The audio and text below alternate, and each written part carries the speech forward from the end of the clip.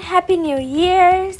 Welcome to my channel. My name is Mariana, and today I'm doing kind of a speed draw, speed paint, and chat. I'm gonna be talking about art and art New Year's resolutions. Feel free to put this video in the background while you draw, is my recommendation, but you can also just watch it like when you're cleaning the house or doing some other like low brain activity. So let's go! This year was definitely a year of artistic growth for me, which was really nice, but I still feel like I need to work on my fundamentals. I've changed the way I sketch a whole bunch, so I kind of do a cleaner sketch pass and do the shadows on top of it with this reddish tone and use it as kind of the shadow of my piece already, which saves me so much time. Actually, one of my biggest problems with art is just how much I have to produce. I post at least like twice a week on Instagram and TikTok, so I can like maintain engagement ratings, which is so awful to say, honestly. Like, art's supposed to be something that you can work on for really long and really develop a connection to it, and I just kind of feel like having to do this massive output all the time, which is kind of sad, you know. I have this awful recurring nightmare that I just like have my art confused with AI, and then I just have to say, no guys, it's not AI, I just draw a whole bunch because I feel the need to, and people are like, no, but, and I have those exposed, like, artist exposed video, or like TikTok drama on YouTube or whatever. I kind of have this dreadful feeling when I post something and I'm like, oh, this is too high contrast, this is too realistic, because it's gonna be confused with AI, and my hours of work are just gonna go to waste, you know. It's kind of sad to think about this, that I have to mold my art based on how a machine does it, or actually how a machine wouldn't do it. I think semi-realism is kind of dying because of that, because it's like the AI's preferred style together with like anime art, and I just don't like it. I know my art style isn't really original at all. I have things about it that are like mine. I like the way I draw the pupils. I have like specific shapes and how glossy and pretty the skin looks, how strong highlights are used all the time. I really like that about my art, but I also feel like that's something a lot of other people and a lot of AIs are kind of trained on, which is a bit upsetting to me, honestly. I don't know what to say about it. I have this massive imposter syndrome. It's like really bad for me when I'm drawing something and I'm like, oh, this is going to be totally misread by people and stuff. I have this video, it's my most seen video on like TikTok, I believe, is an animatic. Actually, at this point I'm just doing animation, to be honest. It's just animation, but whatever. I posted it, and the star's kind of inspired by Princess and the Frog, and there are like comments, people were like, oh, that's Trace from Princess and the Frog, and I just tweaked. I actually convulsed, actually for real, because that's a joke, okay? I didn't actually convulse. I just thought I should clear it up. So, because I was like, damn, I spent hours doing this shit. This first like few seconds where I had to like reference animation was the most difficult thing I had to do for this entire video. I did a lot of clips where I referenced actual footage, and it's so much easier for me because the proportions are so much more alike with my own art. Like, I do have pretty realistic proportions. I have like the eyes a little bit bigger, the nose a little bit smaller, the mouth a little bit bigger, you know, kind of cartoony. But in a general proportional sense, I like to maintain things pretty human, what I find most appealing in art. I also find kind of crazy, wacky proportion appealing if the person knows how to do it, but I'm not that person. Whatever. So I had to do it like frame by frame, correcting the proportions to be more realistic. And the worst part is like Procreate Dreams, which is the program that I use to animate, doesn't have lasso 2, and I can't like break down the parts and scale it up or down. So I have to do it like a traditional animator would do it, in which like you have to take it and redraw it, like you erase it and redraw it, erase it and redraw it. You can't just select shit, and you can't merge like frames. You can't take a part of a frame, like erase it and then put it together later with another frame. You can't. You have to redraw it. So I don't know why it pissed me off so much when I received that comment, because I had to actually work for it. And at the time that I was drawing this specifically, I was really into like animation demos, especially like James Baxter ones. If you don't know the guy, he's a legend, he's the icon, he's the moment, you know. And also it was really comforting to see how he talked about his art, you know. He was really unsure about it in a way, which makes me feel like, oh yeah, we're not alone. It's not just a beginner's thing. This guy who's like the animation guy also feels that way. Just pretty nice. I want to work with animation, which is kind of counterintuitive with the way I draw, you know. But I really want to be a concept artist and animate. I really do find a lot of joy in animating, you know. It's just work. If you don't like to work, you shouldn't go to animation, you know. I like the fact that I have to redraw the frames and I can't just lasso to it, because it makes me feel like I'm learning more, you know. It's kind of a harsh law kind of thing. But I do think Procreate Dreams should have the feature where you can lasso to shit. I'm a lasso to like defender. I need that bitch in my life, you know. I can't draw without lasso 2. My style is, yeah, I'm using it right now. Like, I can't just not have it in my art. I can't. It's just not me, you know. Not my vibe. Whatever. So, I forgot what I was talking about. Yeah, animating.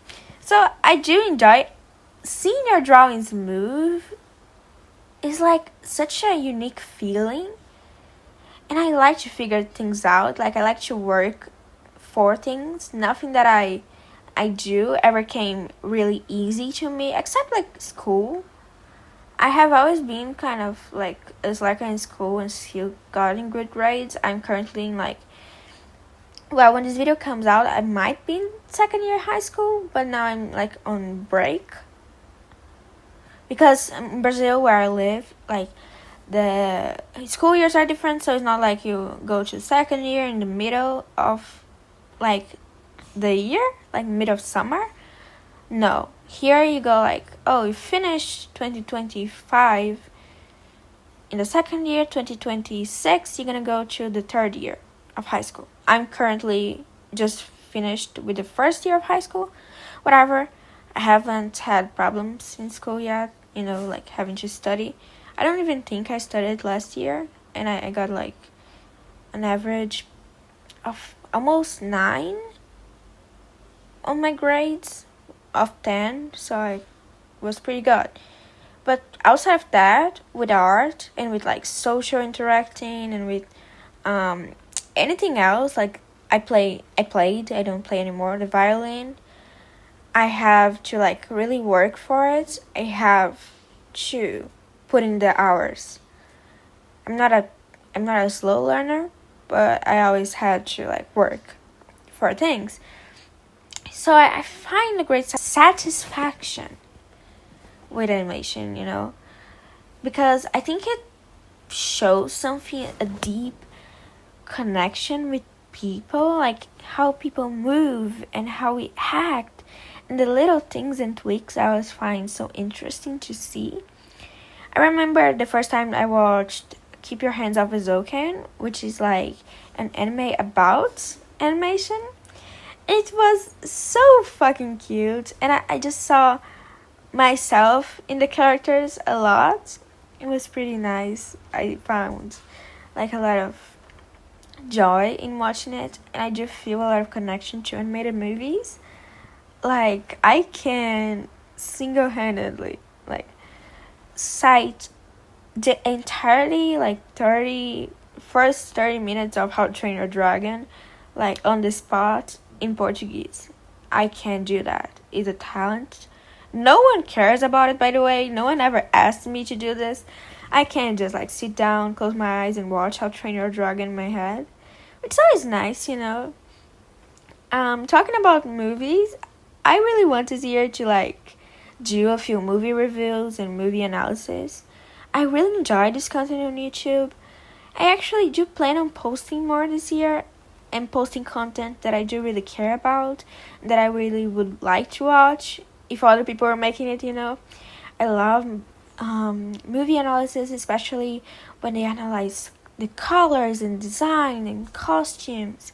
You guys can hold me accountable on doing one where I analyze the series, like the Percy Jackson series, and talk about where they fumbled and where I think they missed opportunities to have a more iconic show. Please hold me accountable for that. I really want to do it. If I don't post it in like 1 month, comment here like, oh my god, you're such a bad person, and I will cry actually because I have heart of glass, but then I'll be like, yeah, I'll do it. It's gonna be fun. I have so many ideas for like costumes and editing scenes.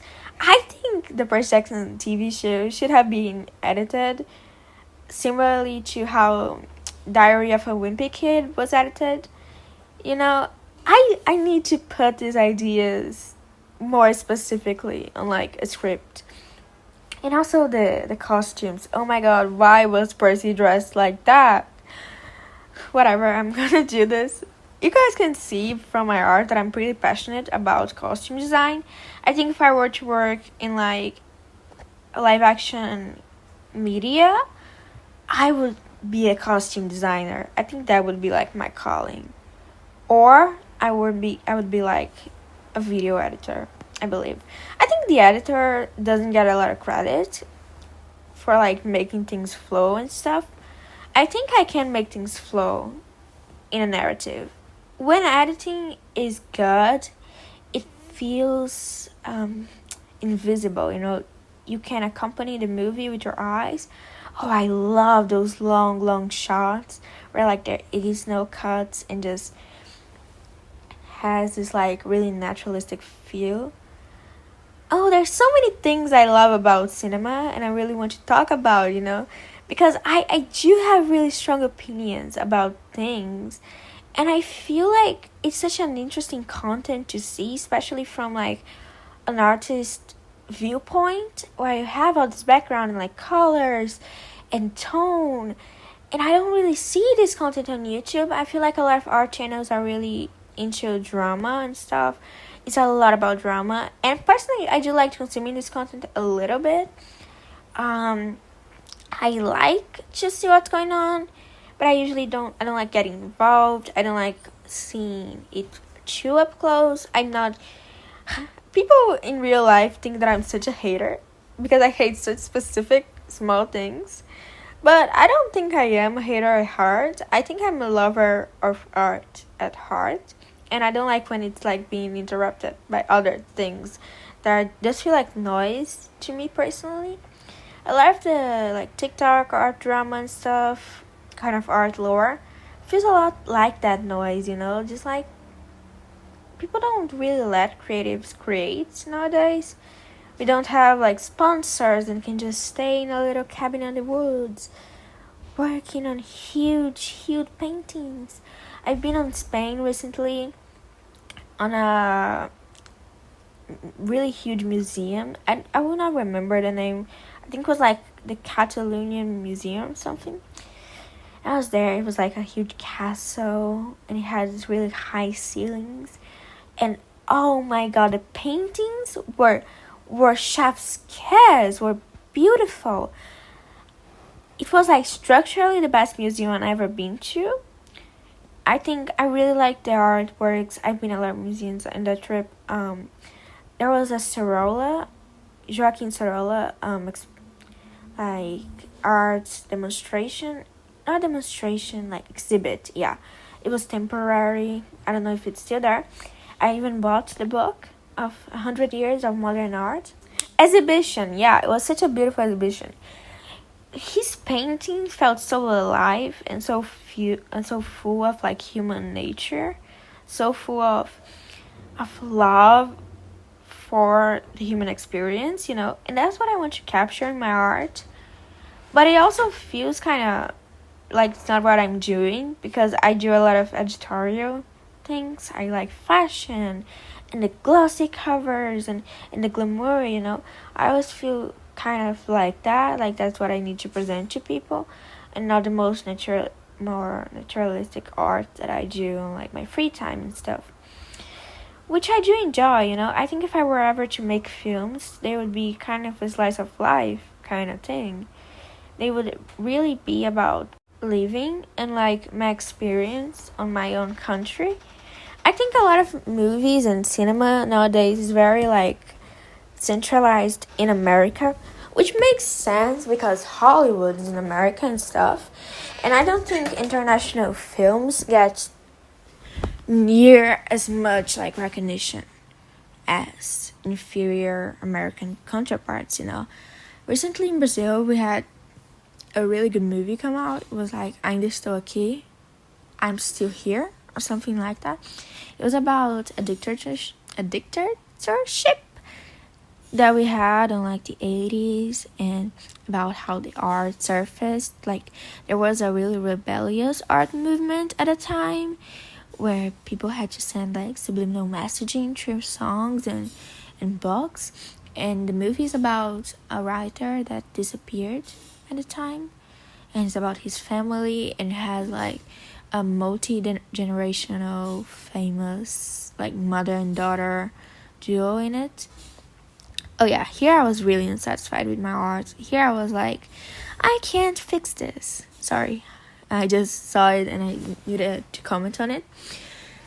And it was a really good film, and I don't even know if it's going to get indicated for the Oscars and stuff, which I do think it should, because previously the actress and there's like the older lady on the movie, Fernanda Montenegro, she was indicated for like the best actress Oscar, which like never seen before, which was like, that was about the time, we were all like in the edge of the seats expecting her to win, and then Gwyneth fucking Paltrow won that Oscar. Oh my god, a little hipster bitch. I'm sorry. I'm just not really into pseudoscience.